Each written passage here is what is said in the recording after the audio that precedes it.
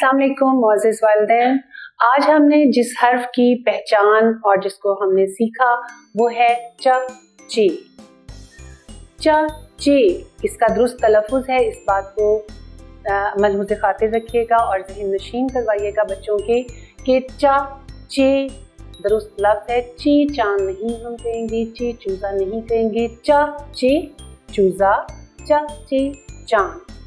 च चा दुरुस्त तलफ़ुज़ है और चा की मश्क से आप कहें कि जो आपको इर्द गिर्द बच्चों के आसपास की जो चीज़ें हैं उससे उनकी मश्क करवाएं। चा से शुरू होने वाली जो भी चीज़ है, चाय, चा चाट, चा चूज़ा, जो कि बच्चों को बहुत पसंद होता है और बच्चों के लिए छोटी छोटी सी कुछ नज़में होती हैं जो कि अक्सर वालिदैन पढ़ते हैं या उनको कोई ऐसी नज़्म लगा कर दे कि जिसमें वो पहचान हो। चा चांद की कोई नज़्म हो, चा चूज़ा की नज़्म है, खुद से चू चू चू चू चा चा, जैसे कि वालिदैन अपने बच्चों के लिए पढ़ते हैं। कोई भी ऐसी नज़्म जिससे हम उस हर्फ की पहचान करवा सकें। इसको लिखने के लिए हम सबसे बेहतर तरीका जो आपको पहले भी बताया कि इसका जीम की तरह की इसकी बिल्कुल शक्ल होगी।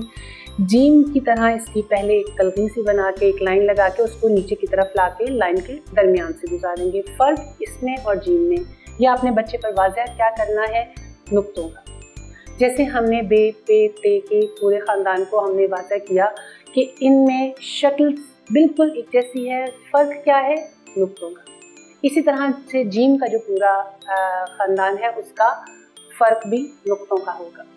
जीम का एक नुक्ता था, चे के 3 नुक्ते होंगे। चे की वजाहत के लिए आप बच्चों को यही ज़हन नशीन बार बार करवाएं कि लिखने में ये बिल्कुल वैसा है, इसमें कुछ भी आपको नहीं सीखना ज़्यादा और कुछ भी आपको मुश्किल नहीं है कि कोई नया हर्फ आ गया, ये बिल्कुल जीम की तरह लिखा जाएगा। फ़र्क इसका सिर्फ यही है कि उसका एक नुक्ता था, इसके 3 नुक्ते हैं, 3 नुक्तों में से 2 नुक्ते आपने ऊपर की तरफ डालने हैं, एक नुक्ता इसका वही जीम वाली जगह पर आएगा जहाँ दरमियान में आपने नुक्ता डालते हैं जीम का जैसे, उसके ऊपर 2 नुक्ते आएंगे, तो ये 3 नुक्ते जीम की अपनी पहचान है। उम्मीद है कि ये वीडियो आपके लिए मुआविन साबित हुई होगी। इंशाल्लाह ताला अगली वीडियो के साथ फिर मुलाकात होगी।